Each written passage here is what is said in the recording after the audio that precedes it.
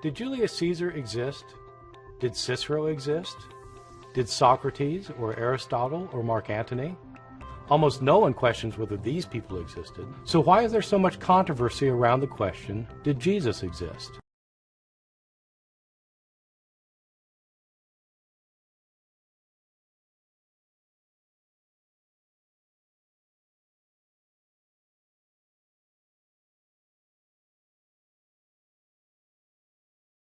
Are there any other documents besides the Bible that talk about Jesus? Yeah, actually there are. Jesus of Nazareth is referred to in Roman, Jewish, and extra-biblical Christian sources. Some of these have been cataloged in a book by R.T. France, spelled like the country France, called The Evidence for Jesus, or a more recent book, The Jesus Legend by Paul Eddy, and Greg Boyd has a nice chapter in which they discuss the extra-biblical testimony to Jesus of Nazareth. Josephus, for example, the Jewish historian, has a very interesting passage on Jesus and even talks about his brother James. He talks about John the Baptist. Many of the same people that appear in the biblical Gospels are there in the pages of Josephus. So it's quite amazing. We actually have more historical information about this relatively obscure man, this Galilean preacher named Jesus of Nazareth, than we do about many major figures of antiquity. So if you're interested, take a look at those books. Yeah. The reason I bring it up is simply in the course of preparing for this debate, I encountered the claims that there is no record of Jesus apart from Who said the that? Gospel. I didn't even look at it. It struck me as quite a wild claim. I will say there are certain kooks out there writing today, especially on the internet, people like G.A. Wells and others who make these radical claims like Jesus of Nazareth never existed and so forth. And they're completely rejected within the guild of professional historians and biblical scholars. And the book by Eddy and Boyd that I mentioned deals extensively with some of these fellows. But as I mentioned, the passage in Josephus, in Tacitus, the Syrian writer Marabar Serapion, there are references in Jewish Talmud. They're discussed in the sources that I gave you. Thanks. I was rather struck by the claim, and it seemed quite wild to me.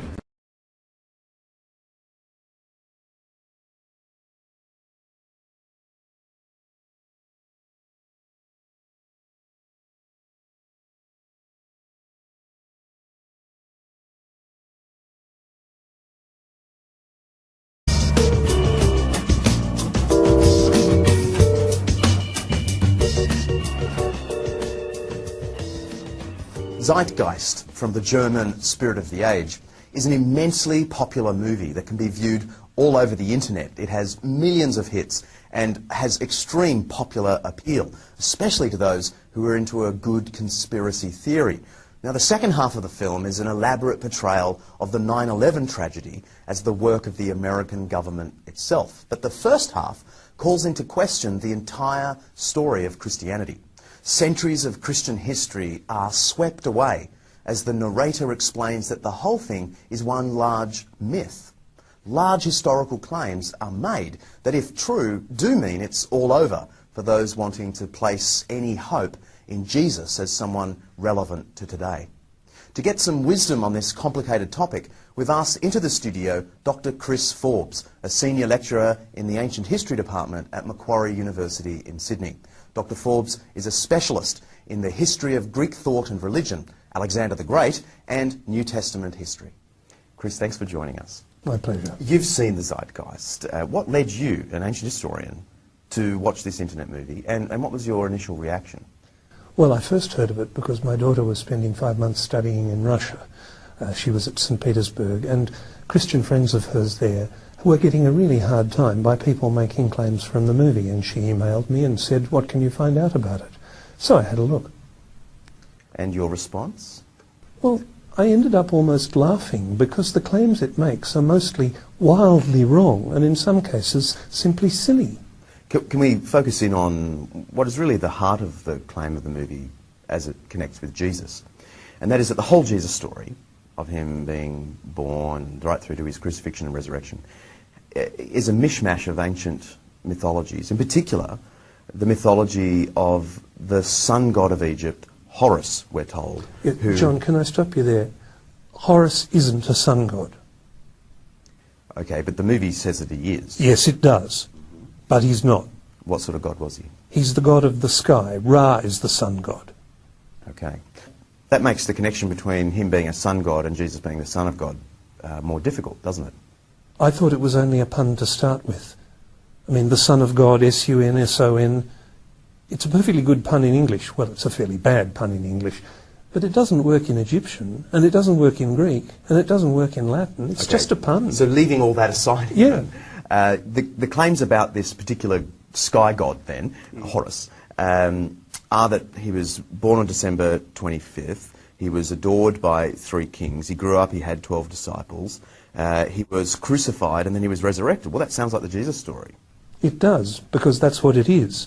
But it's not the Horus story. Oh, by the way, you left out born of a virgin. Born of a virgin, indeed. Yes, except that his mother Isis wasn't a virgin. And there's no suggestion in the Egyptian sources that she was. This whole list of parallels are true of Jesus, aren't actually true of Horus at all. The ancient sources don't mention these details? It's pretty unlikely that the ancient Egyptians would say that Horus was born on December the 25th, because December is a Latin month and their calendar is completely different. Was Horus crucified and raised from the dead? No, Horus wasn't crucified. Horus wasn't killed at all. Osiris was killed, betrayed and killed by his brother Set, who then cut up his body into very small pieces and had them scattered all over Egypt so they couldn't be patched back together and resuscitated. And the rest of the myth of Osiris is about Isis gathering the pieces of his body, binding them up with bandages so that he can become the first mummy and therefore be resuscitated. But all of that happens not in historical time. That all happens in the Egyptian equivalent of the dream time, in mythological time. I guess the punchline of the Zeitgeist movie, as it connects with Jesus, is that because the Jesus story is just a mythical construct, which you're saying it isn't, the movie is saying he didn't exist. He's not a historical figure. Does that have currency in serious historical research today? No, there's no serious question for historians that Jesus actually lived. There's real issues about whether he is really the way the Bible described him. There's real issues about particular incidents in his life. But no serious ancient historian doubts that Jesus was a real person, really living in Galilee in the 1st century. The movie, in its list of references, if you get the transcript, some characters pop up, some scholars pop up, and it gives this sense that it is an authoritative movie, like Gerald Macy, G.A. Wells. Gerald Macy, English poet and amateur Egyptologist. Not an expert, not an academic, not actually an historian at all. G.A. Wells, an academic, yes, professor of German literature, writer of popular books, trying to claim that Jesus is a myth. But he's not a historian. Did you find any serious historical work in the list of references? Not a single one. What I found is a whole list of books claiming to be written by experts, quoting other people claiming to be experts, quoting actually none of the ancient evidence at all. And yet a lot of people have been enamoured with this movie or deeply troubled by it. What is your advice to them? Can I be awfully blunt? Don't believe everything you see on YouTube. Given that this interview will also be on YouTube, have you got any further advice for them? Yes. Check references. Go looking for ancient evidence. If somebody claims something about Horus or Mithras or Dionysus, if they're only quoting another modern author, or in the case of Massey, someone writing in the 19th century, that's not good enough. What historians want to know is not do you quote historians, they want to know can you quote ancient evidence. And there's simply no ancient evidence that Horus or Mithras or Dionysus was born on the 25th of December, born of a virgin, crucified. The ancient stories simply don't say that about them. So the parallels with Jesus just collapse. Thank you for joining us. My pleasure.